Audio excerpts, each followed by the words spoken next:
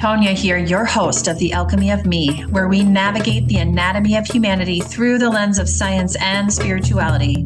Let's unearth the layers and unravel the systems in place that dim who we are and how we live and experience life.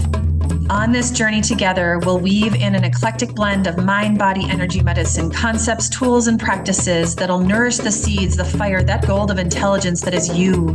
This is an opportunity, your opportunity to reclaim, to rediscover, to transform, to alchemize you. The Alchemy of Me show starts now.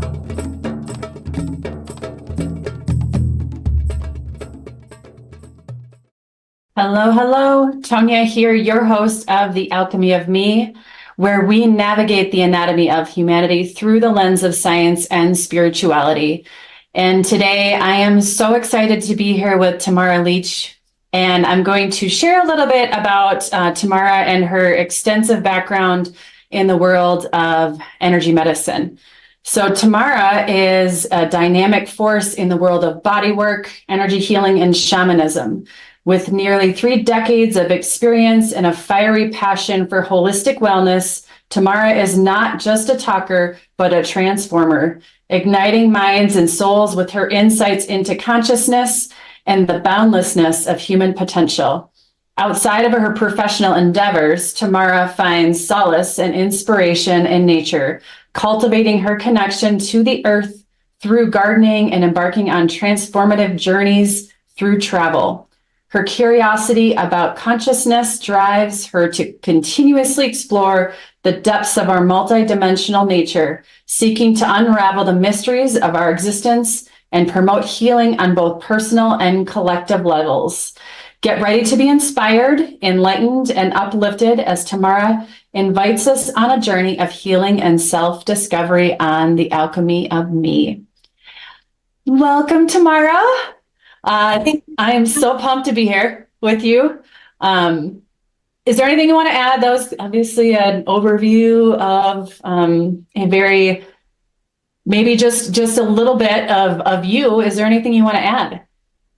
No, I think that was great, Tonia. Thank you so much for having me on your show. I'm super excited to be here and talk about one of my passions. Perfect. Well, we can just dive right in because we could talk for days on this topic, and what we're talking about today, what we're going to explore and unpack is energetic blueprint. So mapping the body's subtle anatomy.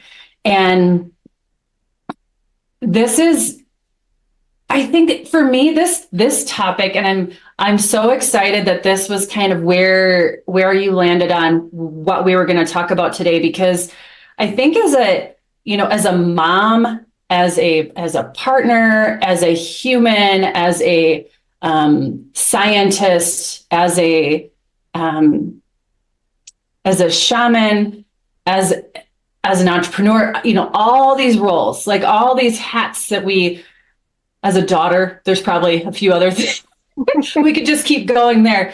But there's so many different roles we play, so many different hats we put on in life, right?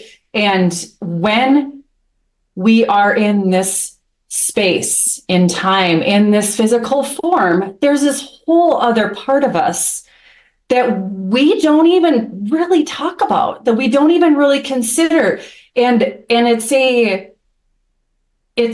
a weaving that isn't happening in some degrees, and it does in some others. It's a weaving that's happening that we aren't even aware of. And what I love about this topic today is that we get to unpack this. We get to dive into the energetics, into that blueprint that is us. So starting there, looking at that, let's just get into it. So understanding the subtle body. So what is energetic anatomy? Yeah, Tonia, thanks for that just brief, overview of all that whole capacity that we are, because it really is undervalued, under discussed. People have no idea. A lot of people have no idea of how we're even affected as we move through life. So the subtle energy, subtle anatomy is basically, if you look at it, it's the things that aren't tangible with our senses, right? We have these five senses that help us orient in space and time. And those five senses, when energy or information is outside of those senses, science just ignores it, right? If we can't measure it, if we can't quantify it, if we can't put it into some basis of really taking it in and being able to, have just data for it, it doesn't exist. And so we don't really talk about it. So we have this prana, life force energy, chi, that is the basis of the energy that we're talking about with the subtle anatomy. And then how does that life force energy move through our being? Well, we have energy centers that energy comes in. Those are called chakras.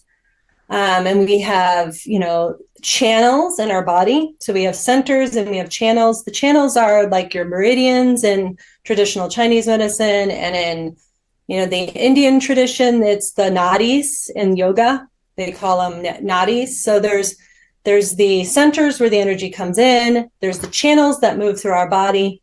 And then we have these fields of energy that, our brains kind of think of it in a linear way, that they're, layers, but they're really webs that interconnect. So those are the basis kind of components of our subtle energetic anatomy: our fields, channels, centers, and then the energy itself that flows through. And everything is energy. I mean, if you think of molecules, they're atoms and cells vibrating, the space between them is way bigger than the little particles themselves. And so kind of the same thing in our body. If we're just this vibrating components of little cells, there's so much space. We think that we're really dense, but really there's so much more space in our being than our density is. And, when we think of the energy of that, that's the same kind of concept.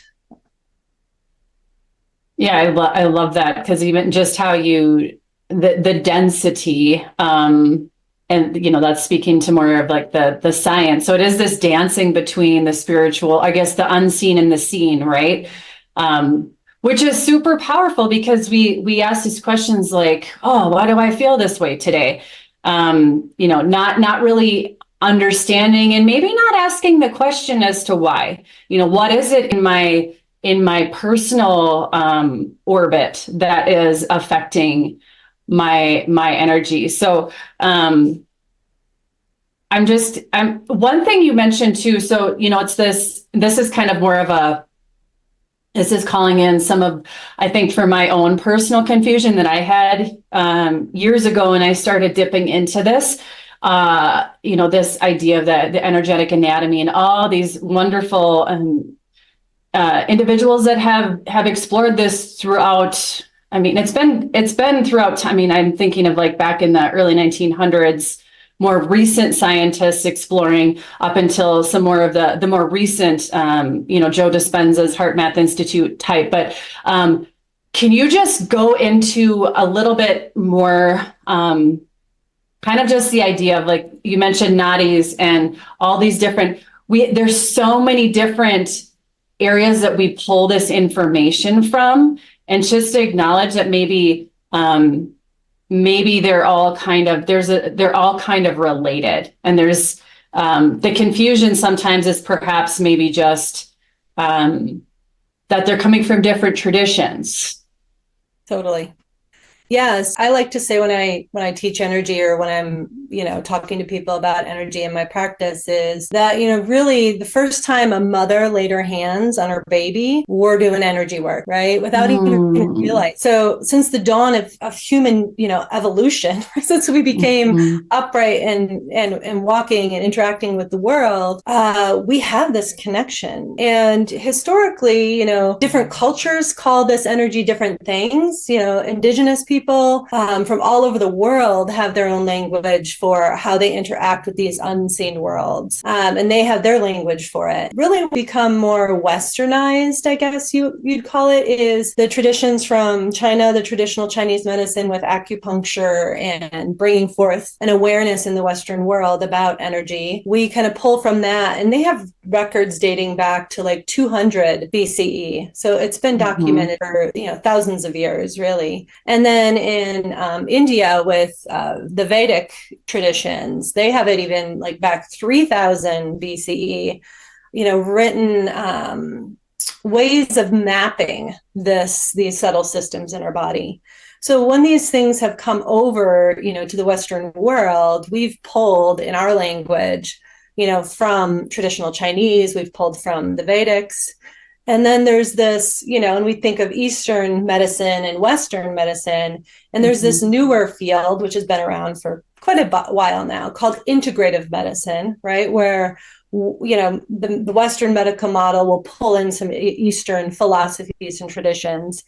And then I foresee, which I would love to see this, that in the future, there's an actual field, and it's already starting to come out with the whole quantum kind of leap we're taking, is just a path called energy medicine, where there's so much research and stuff being done, but where, we honor the Western traditions for what they can do. We honor the Eastern traditions for what they do, but we really cultivate this place where we honor the energetic nature of who we are and bring that forth, that energy medicine path, and kind of think outside of the box in how we will, treat our whole being. Because it feels like to me right now, the energetic aspects of our being are very compartmentalized, and people wanting to go to an energy healer. But our whole Western medicine model is that way right now. We were very integrative and had generalists, and then we went out to specialists. And I feel like we're evolving back into more of, a generalist, but with the awareness of the specialties, which is such a beautiful blend of the two worlds together. I love this. I think it's super important, and we've probably, I know I have many examples of where I feel like, I don't want to say Western medicine has failed me, but I also know there's been moments in my life too where Western medicine has been just what I needed. And so it's this idea of the curiosity, allowing for that curiosity of like, what does my body need? What is my body? So it goes back to that whole, like, in what lens do you see yourself? It's not just your physical body. The body is amazing. And, it's like taking a step back and just thinking of how rad the body is, and like all it can do, from how it's, even just digestion. Like, we're not even going to go into that, but that's like one little piece. How about how we digest our whatever energetic stuff we take in? We think of digestion from the physical, but what you're getting at is this whole other field of energy medicine that isn't really even considered in the realm of medicine, and it is just as important, if not more important, on a day-to-day basis, on how to treat our bodies in a way, in our entire bodies, redefining that. Not just our physical, but our energetic, the layers. So I don't know, do you want to go a little deeper on kind of like your, like, the layers of the body? Yeah, we can totally do that. I want to add one thing to what you just said, is this beautiful space of, our body is this advanced piece of spiritual machinery, right? And we think of it as this physical thing only, right? And the physical thing itself is like, you can study it for years and still not understand it, right? But when we think of this preventative medicine, which I feel like our Western model doesn't do a good job with, right? Our Western model does a great job if and I say this with a grain of salt because, not everything that manifests in our body is something we've ignored, right? Mm-hmm. But if you think of it from an energetic perspective, if we have ignored this vehicle, it's going to get louder and louder, the physical body being the most dense energy layer. I mean, if you think of these layers, the energy layer that's the most dense is the physical. And that's the place that it will manifest into a way that we can perceive it through our senses. Mm-hmm. Once it's gotten there, then we actually need more physical, tangible things that will shift and change it. But if we get into this preventative view of medicine and wellness, energy medicine is where it's at. Because if we can affect things before they hit our physicality, it's so much easier to change. And it's so much easier to change. And so dropping into the subtle layers of this body. And we'll start with the physical layer. So we have the physical layer, which is the most dense. It's the part of the body that Western medicine treats, right? We have mm-hmm. the organs, we have, the blood vessels, all of that is located in the physical body. And then we have an etheric body. So an etheric body is the first kind of layer of energetic, which is not physically tangible. And the etheric layer is a cell for cell template of your physical body. So if anybody's ever gone to see like a medical medium or a person that, I can't think of the name of what they're called right now, but somebody who like looks at your body and a psychic medium, somebody, or it's, what are they called? Anyway, doesn't matter. Doesn't matter. Doesn't matter. They look at our body cell for cell and they can see if something in your energetic field has a block, or if it's congested, or if there's something in there that's not creating a nice flow of energy. And the philosophy or the theory is that if that congestion stays there for a long time, it'll eventually manifest in the physical layer. So you have that physical layer, then the etheric layer, which is the energetic layer. And then the next layer is, and these are not in any particular order of, mm-hmm. Close into our body or further away from our body. It's just a way to kind of talk about them, mm-hmm. is the emotional layer. So the emotional layer is this, we can talk about, I like to talk about the mental and the emotional kind of together because they go hand in hand, right? So the emotional layer is our felt sense of our experience in our body in relationship to the world around us.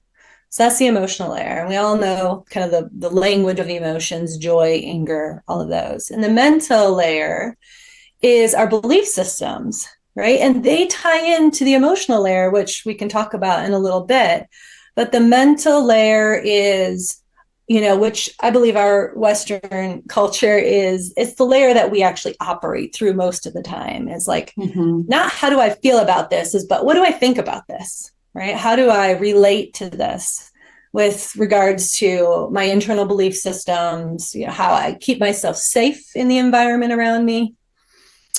So that's the mental layer. And then we have the causal layer, which is this layer that you can talk about it as kind of like a cause and effect, but on a broader scale. Meaning like if you believe in karma or you believe in past lives, this is the energetic layer that all that information is stored on, so that people who do energy healing and will tap into, maybe something that's affecting your system that maybe wasn't from your embodiment. It also can be that ancestral information that's been handed down on the DNA, right? Through, mm-hmm. This epigenetic study is showing that this affects our system as well. So that's the other kind of layer of our body. And just to keep things simple, we'll stop at those basic layers. I mean, there's lots of other things we could go into, but we'll cap it there. Yeah, and I thank you, Tamara, for that. I think the important part of that is kind of this acknowledgement that there's so much more to us than a lot of times we we consider. And maybe if, if we're always operating from the mental, making choices on the mental level, we're not considering these other parts of us. Or if we're, it's, say something happens and we're treated in Western medicine to our physical body, and that physical component is healed, that doesn't necessarily mean the energetic associated with that physical is healed. There's still an energetic component to it, which is what you kind of described, the layers that need to be considered as well. Otherwise, unfortunately, it can come back, and it can come back in similar ways or completely different ways. So let's just pause right there and take a moment. We're gonna break here. Before we do that, though, Tamara, can you let listeners know how they can get in touch with you? Maybe share your email address or website, whatever you feel called to share today. Yeah. Thanks, Tonia. If you would like to work with me, I have a private practice. You can reach me at our healing intentions, ourhealingintentions.com. And my email is Tamara at consciousconnectedhealing.com. And so I have two kind of businesses going on. My Healing Intentions is my in-office one-on-one work. I do distance sessions and in-person sessions. And then Conscious Connected Healing is a program that I'm offering that goes through these topics we're talking about today. So if you're interested in learning about how to use these in your life, how to be a practitioner in this type of work, you can also visit www.consciousconnectedhealing.com for all of that information. Great. Thanks, Tamara. And we'll be right back.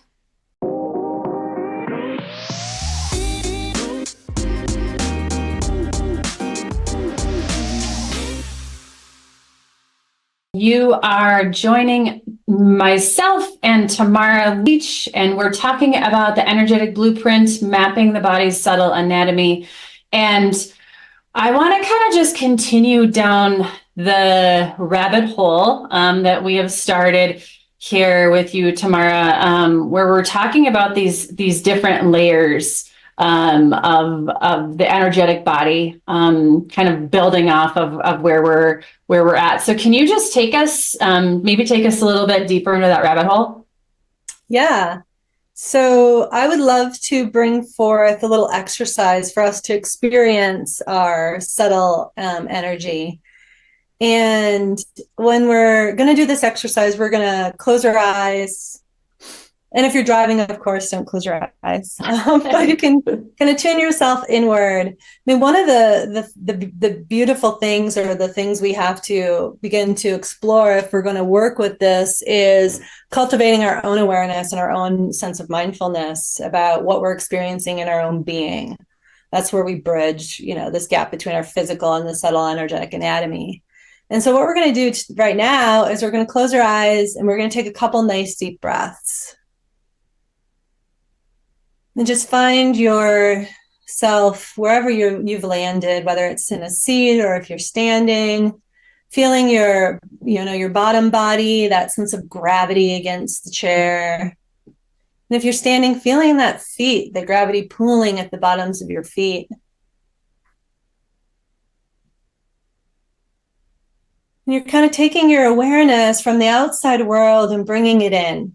I like to say breath is consciousness, right? It's the first thing we do when we enter the world. It's the last. And when we can bring our awareness to the breath, we're bringing our consciousness in our body.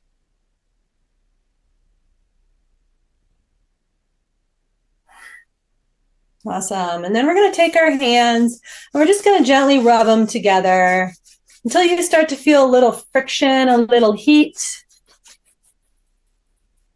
And then we're going to just pull them apart a little bit, keeping our intention inside. And you want to feel the space in between your hands.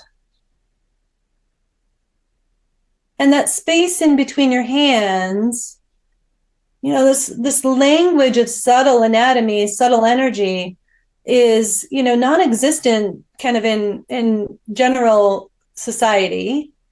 Obviously, if you are, interested in studying it, you probably have some language developed. But Tonia, why don't you just call out maybe what you're noticing in between the space in your hands? So I thank you for that prompt, Tamara. I was very inward. Thank you for bringing me back a little bit. So I feel kind of that taffy sensation. So that I like to kind of press my hands towards one another and then pull it out. And so it's feeling that, like, I don't know, it's like you can feel that tension pulling apart and then feeling the pressure pushing it back together. Yeah. Yeah, that's great. Yeah, you can feel like you said, taffy, right? Mm-hmm. There's like a tingling feeling. Some people will use the tingle or the heat. They maybe feel heat between their hands. And one of the really cool things, I mean, obviously we're just doing this with ourselves right now, but one of the things I like to, when we're first introducing this concept with a group of people, an exercise that I love to do is imagine, like, we don't imagine, we actually do it with one another. We have people lined up facing each other. And so we do this, we rub our hands, we pull them apart, we feel our own energy. And then we put our hands up to one another and we feel their energy, right? And even though we're at a distance, Tonia, I mean, if I intend to send you some energy, you'll feel some tingling in your hands, right?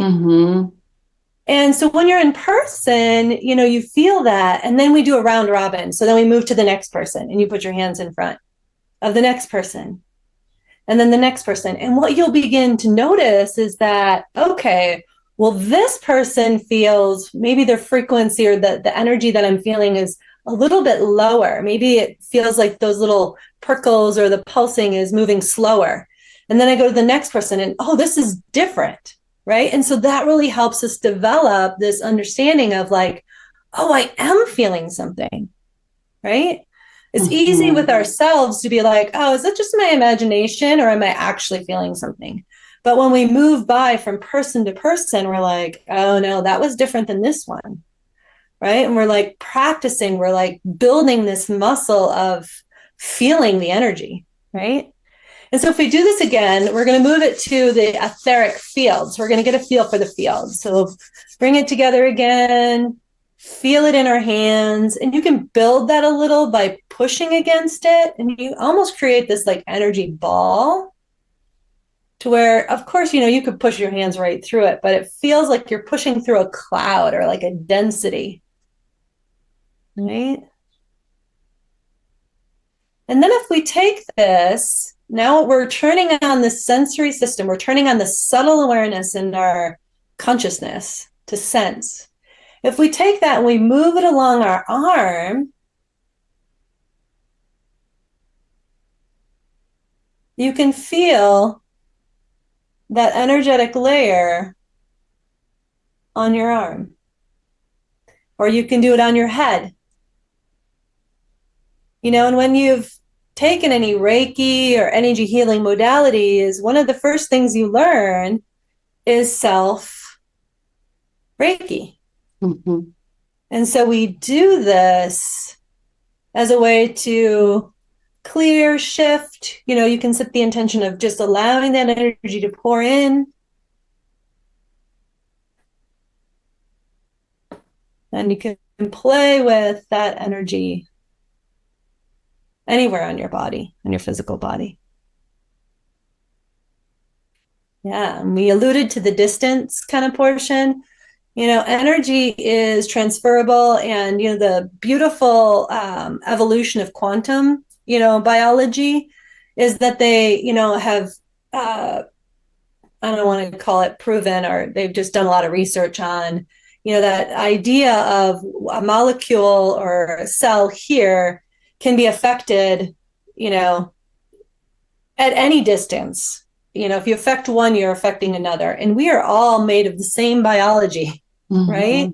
So that's kind of how I like to think of distance work. It's like if I imagine you, Tonia, and your body, and I use my body as the vehicle of like, this is my physical reality, and I'm relating it to your physical reality. We are a cell by cell template of one another because we're humans. I can, send that through that quantum field awareness of affecting my cells and that affects your cells. Right. Mm-hmm. So, and again, we could go down a whole rabbit hole about quantum or distance work, which I don't know. We want to do that today. I mean, we'll see. We'll see. We still have a little bit of time. We'll see where it takes us. Where we go. Yeah. I thank you for that. I think that's a wonderful expression of being able to really to just connect with our energetic in a way that I think a lot of people feel like you have to have, this specialized training or, to even touch that. And you had mentioned specifically, thinking of my own journey in Reiki and shamanism and some of these other of the other modalities that really speak to me is I know when I first, it wasn't that I was going out to heal others. That wasn't my intention in any capacity. It was because I wanted to figure out how to support myself and how to go inward because I knew there was a lot to work with. So I was like, okay, I want to, and I'm curious and I'm excited to do that. And so it's so powerful to understand that inward feeling. And so the energy ball piece, I think for me, and then the, being able to connect, because you're right. You mentioned like the distance healing. I think that's, for those of us that do distant healing, it's, I actually prefer it because to me, it removes the physicality, right? So it's just the energy. And so I know I have there's a couple of people I work with in the Czech Republic who don't speak English. And so and this is where it's like, I know when I first started doing it, I was not quite sure how it was going to work because I only speak English. And I was like, but it's just energy. So we're going to figure this out. They found me somehow. We're going to figure it out. And so what's really interesting is just this being able to move beyond the physical, move beyond language, beyond words, and just work with energy. And to feel like you were describing, like there is the different types of energy, working with like a 3-year-old who I've never met before. And there's a sweetness, like there's just like a sweet and fiery energy, versus, and another, I mean, everybody has their own energy. And so I love that you mentioned that. And I think it just brings in this whole other area of how those around us affect us, that are near us, and then also what's happening on the other side of the world affects us too, even if we put ourselves in a bubble. It's still because we are all connected. And so before we transition, I don't know if you want to go into it all, like a little bit deeper, and you can say no, let's move on. Either way. But it's the idea of like how we are so influenced by those on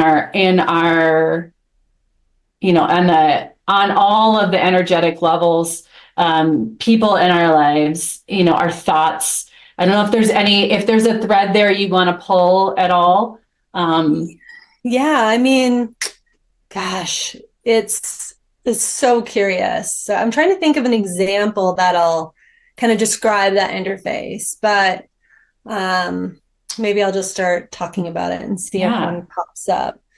But we have, okay, I'll use the example of going into a grocery store because this is a great one. Yes. So if I walk into a grocery store and being an empath, I'll just talk a little bit about empathicness, because this is Mm-hmm. really related to this whole subtle energy anatomy and why I became interested in it. Is when you're an empath, there's a difference between being empathic and being an empath. And being empathic means I've had experiences similar to the experiences you've had. So I have an internal feeling that is relating to the same experiences you had. So let's say, your grandmother passed away. I've lost my grandmother. I can have that empathy because I know what it feels like to lose a grandmother, right? Mm-hmm. That's kind of having the empathic, dropping into that, frequency, if you will, right? Mm-hmm. Being an empath means my system doesn't know the difference between my emotional body and your emotional body. So when you walk Mm-hmm. into the room, I experience whatever you're experiencing emotionally in my body. And my body thinks, oh, Mm-hmm. it's me. And my body is Mm-hmm. so good at telling, or my mental body is so good at telling Mm-hmm. stories that I can find a story that'll justify that feeling in my body, right? I'll be like, oh, yeah, well, I'm feeling all of a sudden anxious. It's like, oh, yeah, I'm worried about this talk I'm going to have with Tonia, or whatever, right? Like, because my brain will pick something up and tie it to tell the story that is related to this, right? Mm-hmm. So when I walk into a grocery store, not thinking about any of this, right, going through my world, I am being inundated with everyone's energetic experience, right? If I don't go in Mm-hmm. protected, if I don't go in, and I'll talk about protection in a little bit, but if I go in with the awareness of I'm just, an open channel, right?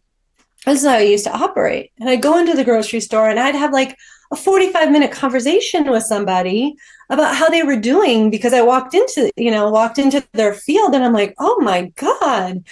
And I'd make eye contact and then they were like, oh, hi. And then we're in this conversation and I just can't help myself because I can feel what's going on. Right. And Mm-hmm. so, and that's great. That is not a bad thing. But when I want to move through my day and maybe I have to go to work or I have to pick up a child or I don't have the luxury of always being in that space.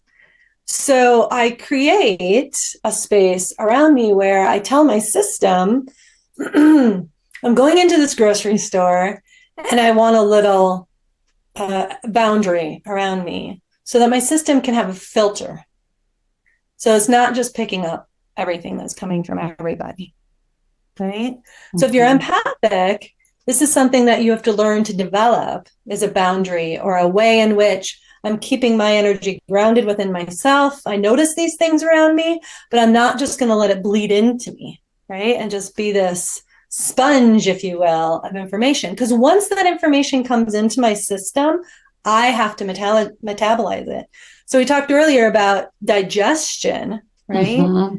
And there's this amazing new field, well, it's new relatively, but psychoneuroimmunology, right? And their understanding with psychoneuroimmunology that psychologically, what's affecting our, I like to call our psychology as our felt sense, right? As our emotions, right? So Mm-hmm. once I feel something, it's now in my psychology of having to metabolize. The nervous system, again, if we walk into an experience, and it doesn't matter if it's real or imagined, if we don't feel safe for some reason or Mm-hmm. we're feeling overwhelmed, it affects our nervous system, right? You can think Mm-hmm. about being attacked, walking through the forest and a bear jumping out. And I could guide you in a meditation and do that.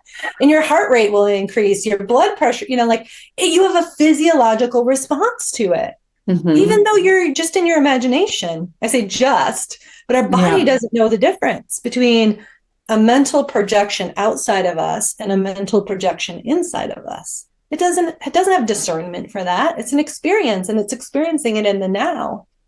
And so once we're experiencing it in our body, we have to, whether it's psychologically, nervous system wise, it affects our system. And so they're seeing how that affects our immune system, right? So this is all tied together with our health.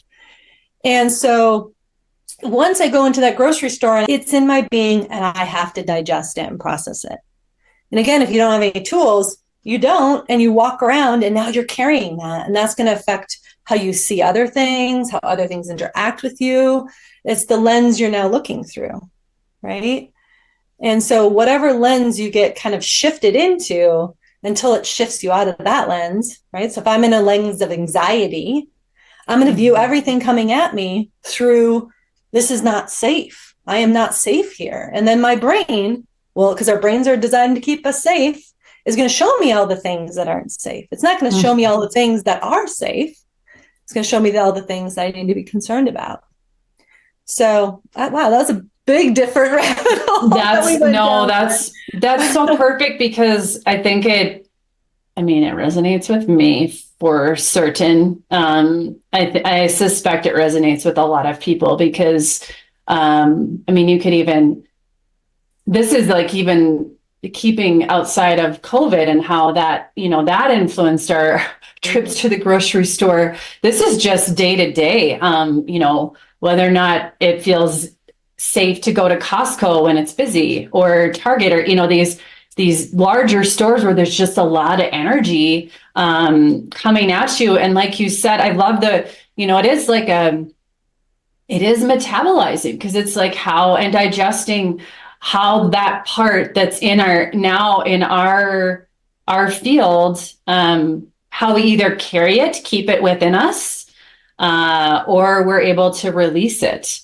And I think that's the important piece, is like you described, this idea of we have layers and layers of example within our mental body that suggest going to the grocery store is always going to give us this experience. Or maybe it's I say Costco because I had that from when I still lived in Southern California, and it was just always so busy. And for me, it was just too much, because I didn't, like you described, like the boundaries. I didn't have those boundaries established. Whereas now I just don't like shopping in general. So that's like a totally different thing. So that's like it happens. Yeah, it's like I know every once in a while I need to be there, but it's not the same. And I think the boundaries and like the identifying what how you're experiencing it, and if it's coming from this moment, or if it's coming from these pulled past experience or projections of what we anticipate is going to happen based on the past. So let's pause right there and take one more break, and we will be right back.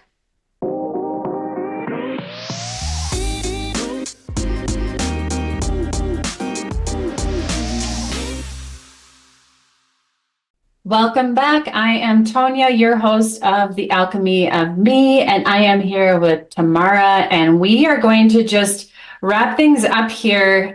We've been diving a lot into this idea of the blueprint of ourselves and kind of who we are from an energetic as energetic beings. And so allowing ourselves some space to figure out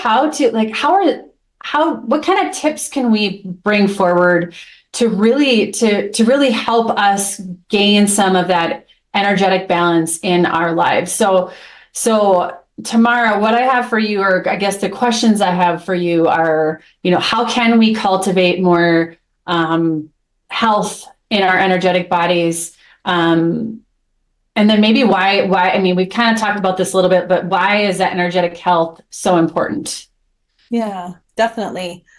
I think with the first step with any work in this field is awareness, right? So we cultivate an awareness of ourselves, and we do this through mindfulness. A lot of our culture's we call it like focus is externally on what do I have to do, where do I have to go, and we're really focused on not how we're feeling or what is my sense of self in this moment. It's external. And we really shut down like, oh, my body's telling me this. It's like, well, I don't have time for that, body, just be quiet for now. We got to have X, Y, and Z, right? And so the first shift for us, if you have no practice at all, is cultivating awareness. And there's some great simple ways to do that. I'll give you a couple, and then we can see if we have time for more if you want to do something different. One is mindful breathing. So mindful breathing is, you don't have to know anything about breath work. You don't have to know anything about energy work.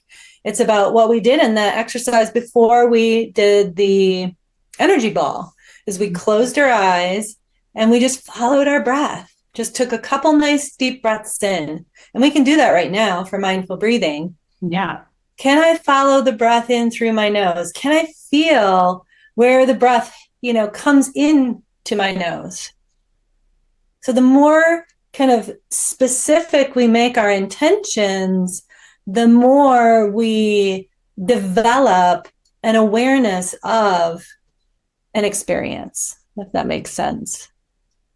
So, and then I like to just follow my breath. So I'm going to combine two, mindful breathing and kind of a body scan. So I like to follow my breath in through my nose. See if I can imagine it coming up into my sinuses or feel it. And then I imagine bringing it up behind my eyes. Our eyes are so much part of the social engagement system. If we can close them and imagine them sinking back in our skull and breathing through the space behind them, breathing through those ears. We're creating a whole shift in our orientation system of how we're taking it from external to internal. And so we can use that mindful breathing just anywhere in our body, just noticing where it goes, or we can use it very specifically into different parts of our body. And so when I'm tuning into, okay, where am I at today and where's my body today? I do the full body scan. So I walk through the head like I just did. I bring it into my neck and throat. I bring it into my heart space. I might bring it out the arms. And there's, yoga nidra is if you're interested in having one that guides you, yoga nidra is a guided way to connect to our body, right? So if you're like, oh, I want to practice this and get more body awareness and then this internal sensation, look for a yoga nidra meditation that will walk you through this body scan. It's hard at first to do it yourself, stay present and noticing what you're getting and relax, right? Because you're still engaging your mind. But with practice, the more you do it, the more you can be like, oh, I can walk myself into my body and I can see what I'm noticing. One of the things when I first started, I got into all of this through, of course, massage, but I started yoga, which is a moving meditation, right? You're moving your body into these postures and then you're breathing in to get a sense deeper. If you don't have access to a yoga class or you don't have time to do that, just when you're out walking. So if I'm walking from my car to Costco, or if I'm walking from my car, wherever, it doesn't have to be an event, right? We don't have to carve out extra time in our day. But bringing it into something we already do, which I find when I was trying to make this more of a regular practice in my day, instead of a half an hour meditation in the morning, or I go to an hour yoga class or whatever, I wanted to really have it expand into all that I do. I started doing these things, go from my car to the store. And it's okay, so if I'm doing a mindful movement-based exercise, I can just imagine my feet, my feet hitting the concrete as I'm walking. Okay, I'm expanding my periphery and going, what am I noticing? Am I noticing all the external, the cars, the noise? And I bring it back in. Okay, it's just me and my body and my feet and my breath. And you walk into a store, that's creating a boundary. I'm kind of turning it off. I'm saying, yes, I know you're there, but I'm coming in right now. And it's me, my feet, my breath. Am I relaxed, or am I going into the store like this, right? So bringing myself back inside of myself, my mindful movement, right? How am I walking? Another great one I like to practice is non-judgmental awareness, because my brain likes to be very critical. And so a place of non-judgment Awareness is, you know, people are like, oh, my mind just is so judgmental. It's like, we're not going to necessarily turn that off, right? It's not like we have a switch where we can be like, no more judgment, right? How I like to think of it is I'm going to hold judgment over here in this hand. Say, yes, my mind does this because it's trying to keep me safe. Thank you, mind. I appreciate you, right? Giving it some gratitude for what it's really doing. And then in the other hand, I'm saying, and what else? How can I find that place of neutrality where, yes, I see that the lawn needs to be cut, and there's the expansiveness of the present moment without the story of what needs to happen. And so those are some simple exercises that we can do to help cultivate more awareness, drop ourselves inside of ourselves.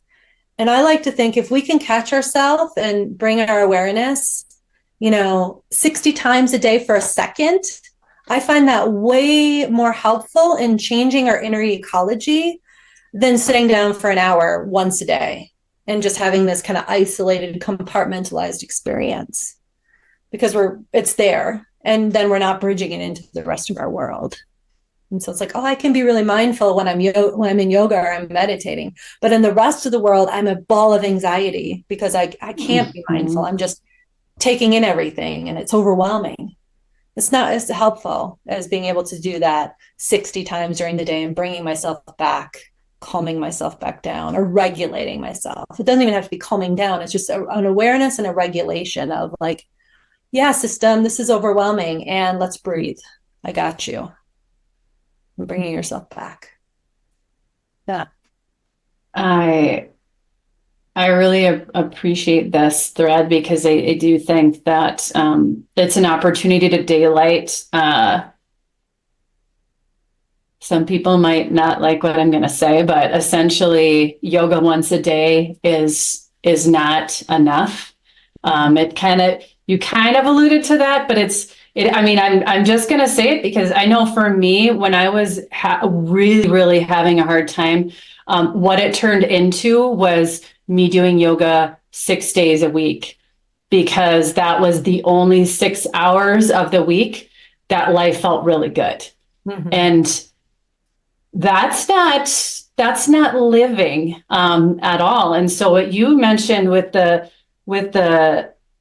60 times a day, it's like, even starting out with, people I work with, I'll say like 3 times a day. Start with 1 minute, 3 times a day, and see what happens, see what magic comes out of that. And then letting that grow, allowing it, instead of it being that 1 hour. Yoga is a beautiful practice, and it's a beautiful modality in this inward journey. And it's also an opportunity, maybe one of many modalities that you can bring in, that we all have access to. What you said was the breath, right? So it's like, if you have no money in the bank account and you're still breathing, you have your breath. Yep. So it's, cultivating that, allowing that to come in, if anything else, allowing for that space. And what you had mentioned too, as we wrap up, it's how you described it to me is, it's almost like we're working to create life it's like a walking meditationalness in everything we do. If it's from taking a sip of water to walking down the street, in every moment being so present. And with that, it takes a lot of time and practice to get there, and patience, free of judgment, allowing that judgment to be there, not fighting it, because it's part of our the beauty of the mental field. I mean, that's part of us. And if we can accept it and love and nurture, like, that's just part of who we are as a humanity. It's actually a lot easier to kind of embrace and live and love life. Mm-hmm. So with that, and again, we could keep talking about this forever, but we have to come to a close. So as we do, is there anything else you want to kind of add there, or do you want to just maybe share with listeners one more time how they can contact you if there's anything else you want to pull in? Yeah, the last thing I want to add is, cultivating all of this for an awareness of connecting to the truth of who we are, right? So all these practices, help us connect to our subtle anatomy. And the deepest aspect of our subtle anatomy is our soul essence, our spirit body, right? This part of us that's part of God, creation, divinity, whatever your language is, right? So we're getting closer to that truth. And so if you want to connect, you can reach me at Our Healing Intentions or Conscious Connected Healing. And I would love to talk to you more about subtle body anatomy and anything having to do with this realm. It's my passion. Thank you, Tonia. Thank you. Thank you. Thank you, Tamara. And thank you, listeners, for being here on this journey with us. If you want to reach out to me or find out more of what I do, my website is www.ufora.co,